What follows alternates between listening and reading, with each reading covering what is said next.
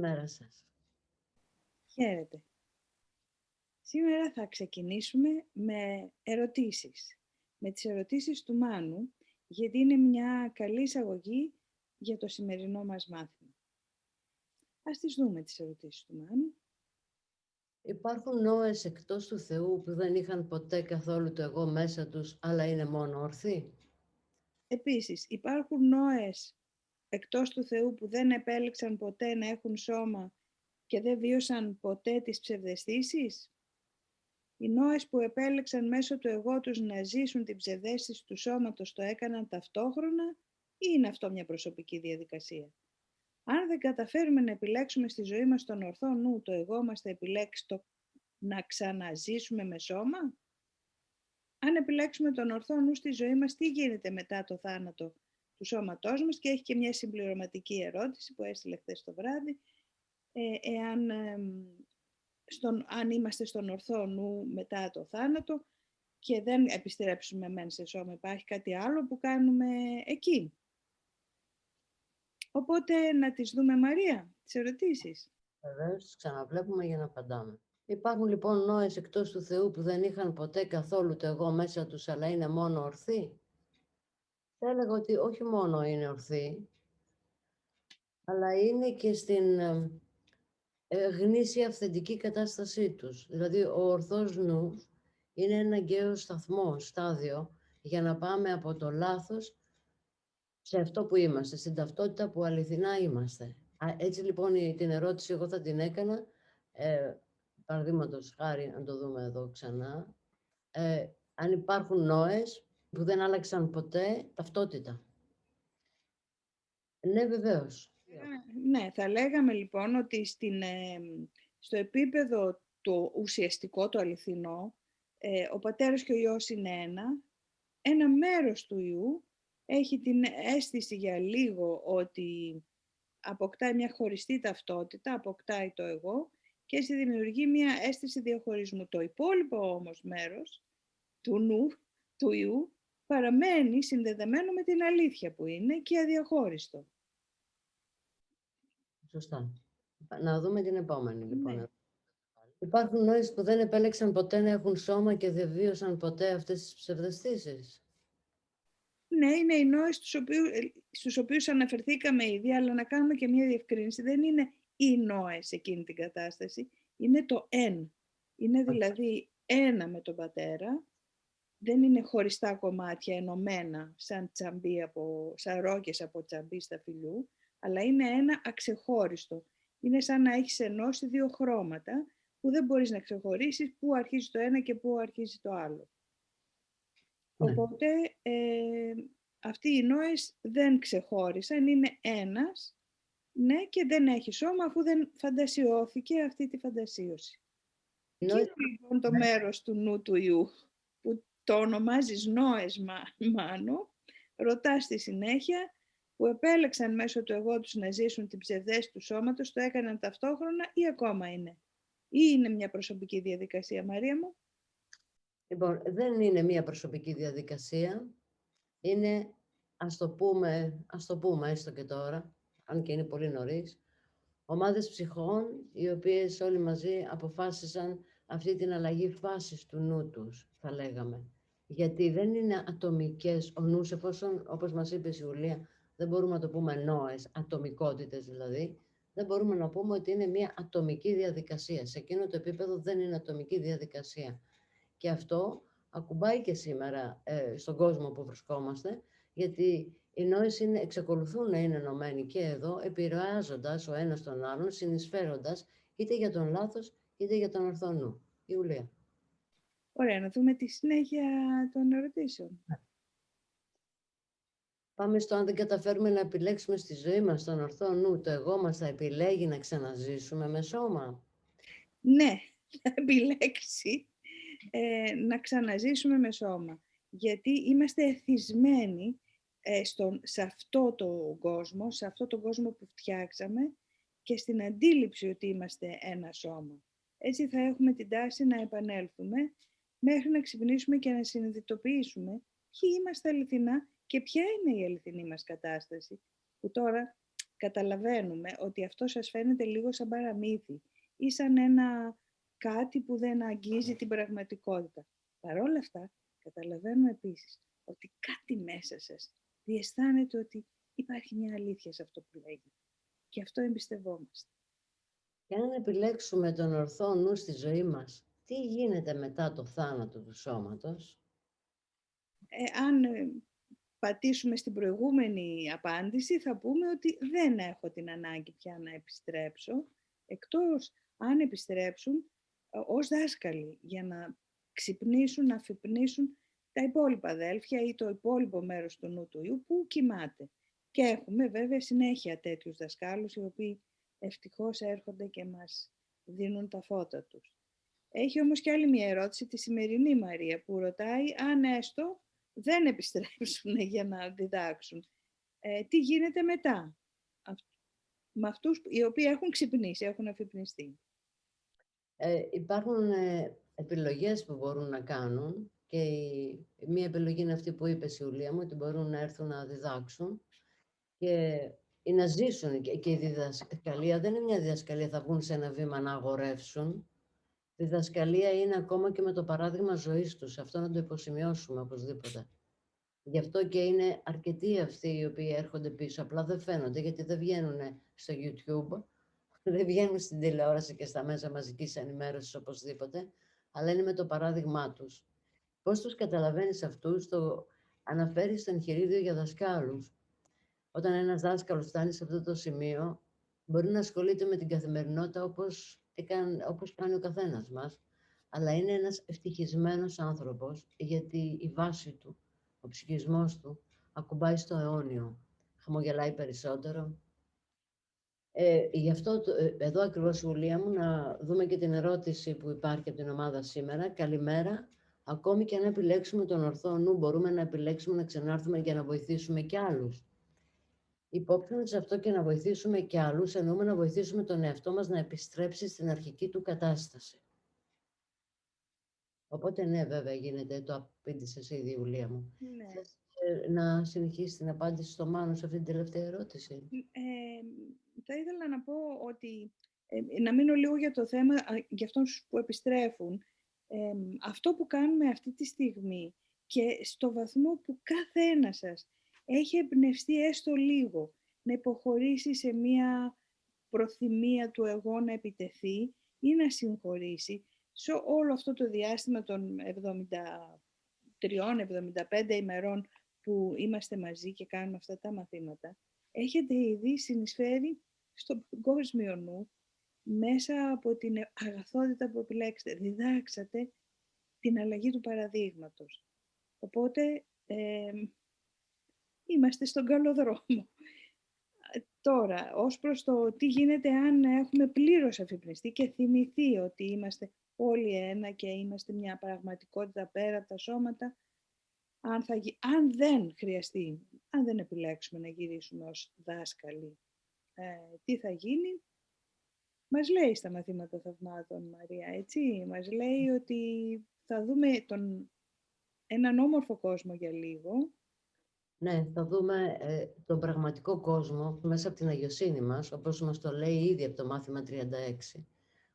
Στην επανάληψη όμως, το μάθημα 58, μιλώντας για το μάθημα 36, ότι η αγιοσύνη με αγκαλιάζει τον κόσμο, μας λέει ήδη ότι μέσα από τα μάτια της αγιοσύνης μπορούμε να δούμε τον πραγματικό κόσμο, για τον οποίο μιλάει σήμερα το μάθημα, πώς είναι, και θα το δούμε σε λίγο. Και μετά το πραγματικό κόσμο, το επόμενο βήμα το κάνει ο Θεός. Γιατί ο πραγματικός κόσμος και η πλήρης κατανόηση του Θεού, θα λέγαμε, είναι ακριβώς εκείνη τη στιγμή που ο Θεός κάνει το πρώτο βήμα. Και όπως ακριβώς το λέει στην θεωρία, μας λέει ότι ο πραγματικός κόσμος και αυτή η κατανόηση ξεδιπλώνονται μπροστά στο Θεό. Και έτσι αυτός κάνει το τελευταίο βήμα. Και αυτό είναι μέσα σε μια στιγμή. Και γι' αυτό δεν υπάρχουν λόγια περιγραφής. Δεν περιγράφεται.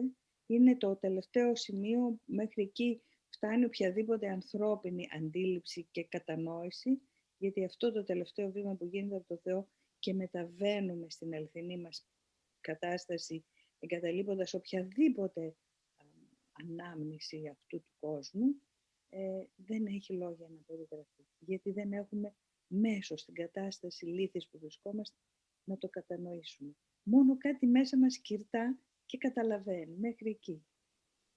Ναι, δεν έχουμε αντιληπτικό μέσο καθόλου και επειδή είμαστε θυσμένοι στην αντίληψη, είναι μόνο μία εμπειρία. Όταν έχω ανταλλάξει πλήρως τον κόσμο της αμαρτίας και της ενοχής με τον πραγματικό κόσμο, με τον κόσμο της συγχώρεσης. Όταν έχει γίνει αυτή η ανταλλαγή, από ένα σημείο και έπειτα όλα είναι εμπειρία. Δεν υπάρχει κάτι να υποθεί γιατί δεν υπάρχει αντίληψη γι' αυτό.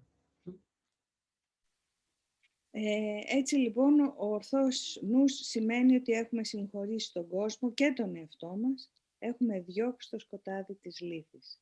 Το σκοτάδι της λύθης. Και εδώ το σημερινό μάθημα μας λέει το φως έχει έλθει. Καλώς ορίσατε στο μάθημα 75. Το φως έχει έρθει. Είσαι θεραπευμένος και μπορείς να θεραπεύσεις. Το φως έχει έρθει. Έχει σωθεί και μπορείς να σώσεις. Είσαι εν ειρήνη και φέρνεις την ειρήνη μαζί σου, οπουδήποτε πηγαίνεις. Το σκοτάδι, η ταραχή και ο θάνατος έχουν εξαφανιστεί. Το φως έχει έρθει.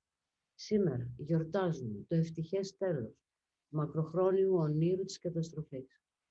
Δεν υπάρχουν σκοτεινά όνειρα τώρα. Το φως έχει έρθει. Σήμερα ξεκινάει η εποχή του φωτός για σένα και για τον καθένα. Είναι μια νέα εποχή στην οποία ένας καινούριος κόσμος γεννιέται. Στο πέρασμά του, ο παλιός κόσμος δεν έχει αφήσει ίχνη πάνω στον καινούριο. Σήμερα βλέπουμε έναν διαφορετικό κόσμο επειδή το φως έχει έρθει. Βιβλία. Οι ασκήσεις μας για σήμερα θα είναι ευχάριστες και θα προσφέρουμε ευχαριστίες για το πέρασμα του παλιού κόσμου και την αρχή του καινούριου. Καμιά σκιά από το παρελθόν δεν παραμένει να θολώσει την όρασή μας και να κρύψει τον κόσμο που η συγχώρεση μας προσφέρει. Σήμερα θα δεχθούμε τον νέο κόσμο ως τον κόσμο που θέλουμε να δούμε. Θα μας δοθεί αυτό που επιθυμούμε. Θέλουμε να δούμε το φως και το φως έχει έρθει. Οι μεγαλύτερες περίοδοι εξάσκησης θα αφιερωθούν στο να κοιτάξουμε τον κόσμο που η συγχώρεση μας δίνει. Αυτό είναι που θέλουμε να δούμε και μόνο αυτό. Ο μοναδικός σκοπός μας καθιστά αυτόν τον στόχο αναπόφευκτο. Σήμερα, ο πραγματικός κόσμος εγείρεται χαρούμενα μπροστά μας για να τον δούμε επιτέλους. Η όραση μας δόθηκε τώρα που το φως έχει έρθει. Σήμερα δεν θέλουμε να δούμε τη σκιά του εγώ στον κόσμο. Βλέπουμε το φως και μέσα σε αυτό βλέπουμε την αντανάκλαση της βασιλείας του ουρανού να απλώνεται σε όλο τον κόσμο. Ιουλία. Ας δούμε την πρακτική εφαρμογή. Άρχισε τις μεγαλύτερες περιόδους εξάσκησης λέγοντας στον εαυτό σου τα χαρμόσυνα νέα της απελευθέρωσής σου. Το φως έχει έρθει. Έχω συγχωρέσει τον κόσμο. Μη στοχάζεσαι το παρελθόν σήμερα. Διατήρησε ένα εντελώς αμερόληπτο νου σήμερα, καθαρό από όλες τις ιδέες του παρελθόντος και από κάθε έννοια που έχεις κατασκευάσει. Έχεις συγχωρέσει τον κόσμο σήμερα. Μπορείς να τον κοιτάξεις τώρα σαν να μην τον έχεις δει ποτέ πριν. Δεν γνωρίζεις ακόμα πώς φαίνεται. Απλώς περίμενα να σου τον δείξουν. Ενώ περιμένεις, επανάλαβε αρκετές φορές, αργά και με τέλεια υπομονή τα εξής. Το φως έχει έρθει. Έχω συγχωρέσει τον κόσμο.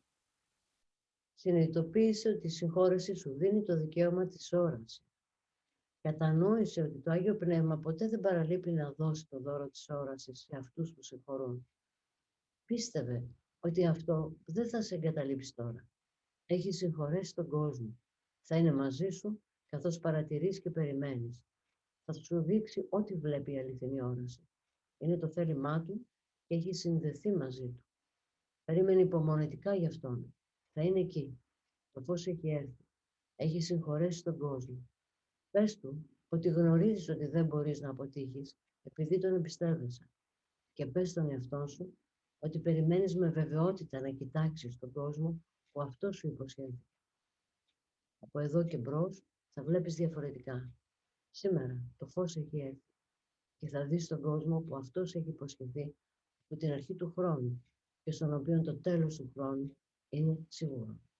Οι πιο σύντομες περίοδοι εξάσκησης θα είναι επίσης χαρούμενες ευκαιρίες να θυμηθείς την απελευθέρωσή σου.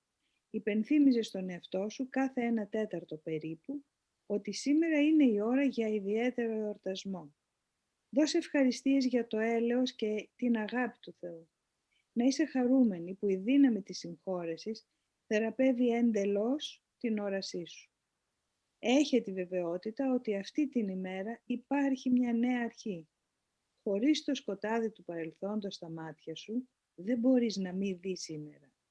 Και ό,τι θα δεις θα είναι τόσο ευπρόσδεκτο που με χαρά θα παρατείνεις τη σημερινή ημέρα για πάντα, λέγοντας στον εαυτό σου: το φως έχει έρθει, έχω συγχωρέσει τον κόσμο. Και αν τυχόν μπει σε πειρασμό, πες σε οποιοδήποτε φαίνεται να σε τραβά πίσω στο σκοτάδι τα εξής: το φως έχει έρθει, σε έχω συγχωρέσει. Αφιερώνουμε αυτή την ημέρα στη γαλήνη, στην οποία ο Θεός θα ήθελε να βρίσκεσαι. Κράτησέ την στην επίγνωση του εαυτού σου και δες την παντού σήμερα, καθώς γιορτάζουμε την αρχή της όρασής σου και τη θέα του πραγματικού κόσμου που έχει έρθει να αντικαταστήσει τον ασυγχώρητο κόσμο που νόμιζες ότι ήταν πραγματικός. Για αυτή την πρακτική εφαρμογή λοιπόν που υπογραμμίζει, αν τυχόν νιώσουμε ότι τραβιόμαστε πάλι πίσω, πού πίσω? Στο φόβο και στην ενοχή. Και στα παράπονα. Ακριβώς, γιατί τα είχε πει μόλις πριν, σε προηγούμενη άσκηση.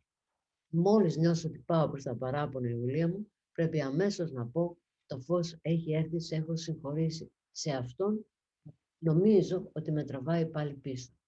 Ο στόχος που το κάνουμε αυτό και αυτό που υπονοούμε μέσα από αυτή τη φράση είναι ότι σήμερα έχουμε πάρει την απόφαση ότι η βούλησή μας είναι ίδια με τη βούληση του Θεού. Μας το έλεγε η προηγούμενη άσκηση. Εφόσον η βούλησή μου σήμερα είναι ίδια με τη βούληση του Θεού, είναι βέβαιο ότι θέλω ό,τι και αυτός.